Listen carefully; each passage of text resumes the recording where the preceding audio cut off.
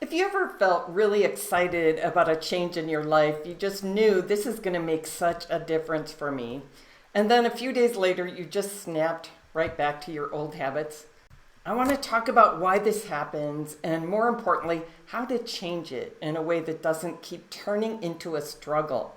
We're constantly exposed to advice about changing habits. We hear these great ideas. We get it. We even say, I'm doing that. And then we don't follow through, right? And we have that moment of thinking, why can't I do what I say I'm going to do? Like, I didn't plan to be on my phone this long. You look up and an hour's gone by, and your hands hurt, and your eyes are tired, and you feel dull and kind of dumb. Like, I didn't mean to do that. And I've been helping people with habit change for over 35 years. So when I hear people say, I was excited, I started strong, and then I fell right back into my old habits, I often picture a rubber band. You can stretch a rubber band with effort and paying attention to it, but after a while, it just snaps back. So when it comes to habits that we're trying to change, our efforts and intentions aren't always going to get us all the way to results when the old conditions are still around us to pull us back. I can set the intention, I'm not touching my phone for the first hour of the day. This is going to change my life. And the next morning, before my eyes are even open, my hand is grabbing my phone anyway, right? Before I even get to think. My brain is on this loop. I get the cue, I wake up, the behavior of reaching for the phone, and then the reward of, oh, let's see what's happening on the phone, right? The rubber band of the habit keeps pulling me back. So what needs to change isn't our effort. It's our understanding of how change works, so we can set ourselves up for success when we understand this. See, the rubber band exists because our brain loves habits. And the more long-standing, the more rewarding the habit is, the more our brain wants to keep it going, even if it's hurting us. Habits are sustained by certain conditions. It could be the time of day. As soon as I wake up, it's time to pick up my phone. Or it's the middle of the afternoon, it's time to go to the refrigerator. Or it's after dinner, it's time to get a glass of wine. The time of day tends to be a cue. And there are other cues. There are internal cues. I'm feeling low energy. I'm feeling hungry. I'm feeling thirsty. Or external cues like, oh, I just saw this beautiful dessert online and it just made me hungry. Right? Smells, sounds, sights. The other kind of condition that sustains our habits are rewards. And I think about like the phone, the TV, etc. There used to be natural stopping points. Like we would watch a show for half an hour and then it would end and we would go do something else. Or we'd play a game for a little while and it would end. But now these things tend to be designed with features like infinite scrolling, intermittent rewards, design that keeps us going and going and going. There's no natural stopping point. So these behaviors have an addictive quality and they keep us stuck in habits we don't want anymore. Same thing that happens with food and alcohol and sugar. A lot of habits we want to change. So when we want to change a habit, we need to make sure that we notice what conditions are keeping it going. Because if the conditions don't change, the habits persist. We get pulled back to behaviors we want to change, no matter how sincere our intention is. So it isn't about trying harder when we want change to stick. It's about changing the conditions that are keeping the habit running. So we talk about this in January. It's kind of a natural time, right? The new year isn't magically going to change because the calendar changed. We all know that. But it can be a moment we can use for clarity. It creates a natural pause in momentum, a moment of perspective. We can recenter in clarity, right? And people struggle with the question of, should I set big goals or little goals? I think we need both. I think the big picture goals give us clarity, they give us energy, they give us direction. I want this. When I think about how I want things to be different at this time next year, I can get motivation, I can get energy around a big dream of where I'll be in a year.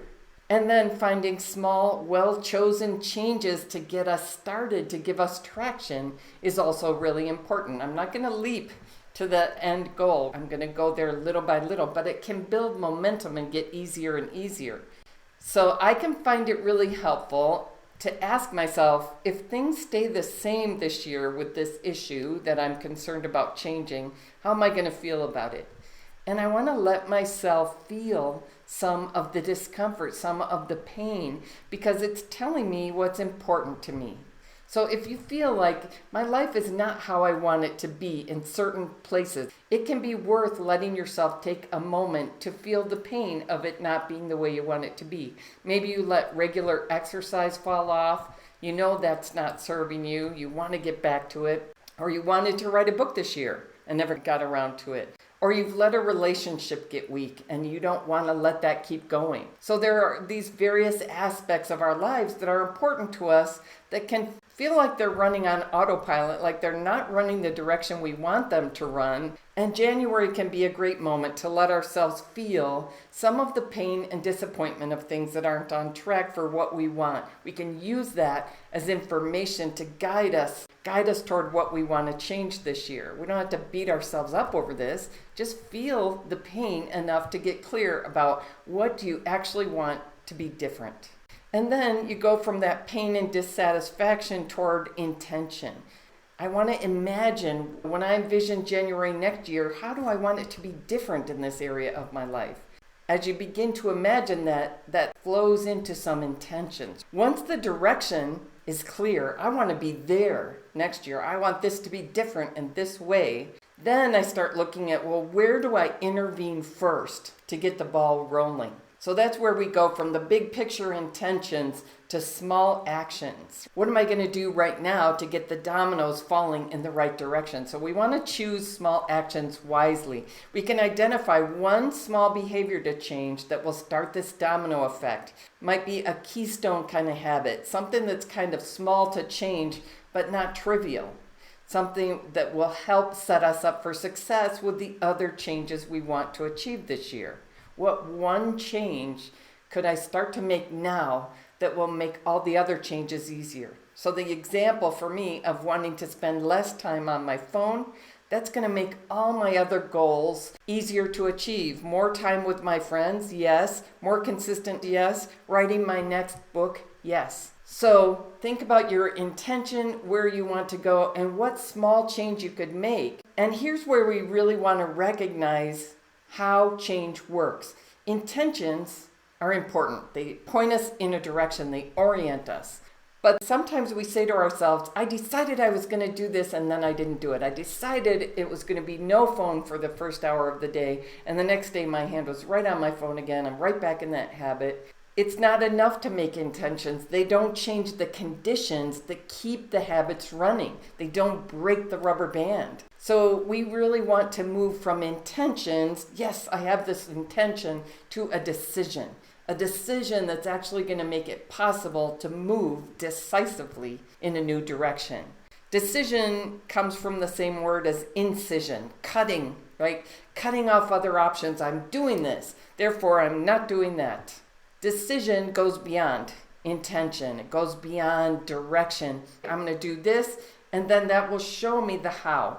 How do I need to change conditions? What conditions need to change in this system to make it possible to actually change this habit? To break the whole rubber band, to reorganize the system so it's supporting me going in the direction I want. We're disrupting the old loop. And that makes it so much easier, right? Once we actually decide we're changing something. And you can tell you've made a decision when you identify one small change that helps move you decisively in the right direction and shows you the conditions you need to change to make it easier, right? So if I say I'm not picking up my phone for the first hour of the day so I can do other things and really take charge of the beginning of my day, and the next morning I'm picking it up before I even think about it, okay, the condition of having the phone right next to me in the bed is not supporting my decision. So I need to change this condition. The phone needs to move farther away from me so I have a moment to think and choose what I'm doing, right? Maybe I need to put the phone out of the bedroom so I can't reach for it without thinking first. So one thing we do to change conditions is narrow our options. We want to narrow down to the options that support the direction we want to go, that support our goals. When I realized there's a really good chance I could get much better health if I eat a lot more whole fruits and vegetables that I'm eating. And when I set that intention, I started noticing there are other things that get in the way of eating abundant fruits and vegetables. Some of those other things may have to get off the table for a period of time, especially the ones that I just can't stop, that I feel just too drawn to, that I have an addictive kind of reaction to. And I decided on a time frame. I'm going to do this for 12 months. I don't care what excuses I have. I don't care what else is going on around me. I'm going to find the way to do this for the next 12 months and see how that works. See if it breaks that rubber band pull of things that I've been struggling to manage. So if you've ever had the experience thinking you decided something, but you kept making exceptions why you weren't doing it, you probably had an intention, a direction you wanted to go, but you hadn't yet fully made a decision. It changes when you make a big decision, especially when it comes to high dopamine habits. I have people talk to me about scrolling addiction, eating sweet things, drinking alcohol, anything that's addictive that gives that really high dopamine hit over and over and over. The rubber band feels very tight with those. And trying to take a break, trying to do a little less, etc., it feels impossible. In those cases, peace doesn't come from trying harder, having more discipline, managing better. It comes from taking those things off the table for a period of time, right? Ending the negotiation. So we really want to decide, I'm doing this no matter what. And then our brain will quit looking for exits. It's like telling the child when you go to the store, I don't care how much you cry or throw a tantrum, I'm not buying you candy. And your kid stops, right? Same thing with our brain. It quits throwing a tantrum and starts looking for how. How do I do this? And you start to find there's ways to reorganize things around getting where you want to go. Such a different feeling, right? Have you ever had this feeling? People often describe it like life is suddenly supporting me. It's like the universe is just putting supports in my way instead of problems. Really, it's the relief of not being pulled in two directions anymore. It becomes much easier to see the how. I think about one of the wise ones in the Simply Wise community. She did really well eating the Simply Wise way for a period of time, was thrilled with how it felt to eat this way and with the results. And then she started introducing ice cream in her diet again. And she started feeling like, I cannot say no to ice cream. I can't manage it. And my weight is going up and I don't want to do this. She's getting married in a few months. So she really wants to keep the slender figure that she got to and the kind of energy she got to eating the Simply Wise way. I just saw her again this last week and she said, I am off ice cream and I'm not missing it. I'm not having cravings. I don't know why this is. Well, once she made a decision to take it off the table, it just doesn't call to her anymore, which is a great feeling, right? So that relief of not being pulled in two directions, like I can see how to do this again, right? So if you want to make some changes this year, I encourage you to make one decision about changing one keystone habit to start with. And that will flow into other changes. But you don't need to overhaul your life or worry about being perfect about anything or just trying harder or white-knuckling things. Change gets easier when you decide. You start to see a clear path for changing conditions in the system to make the changes you want doable. One wise decision, that's enough to start. And you'll learn what you need to change when you're inside the change, right? Just keep learning. This is how change becomes sane again. It's how you start to feel really confident again. All right, if you're ready for a calmer, clearer approach to eating and drinking, I'm going to share a link with you below. And if you find these conversations helpful, like and subscribe and help more people see them. All right.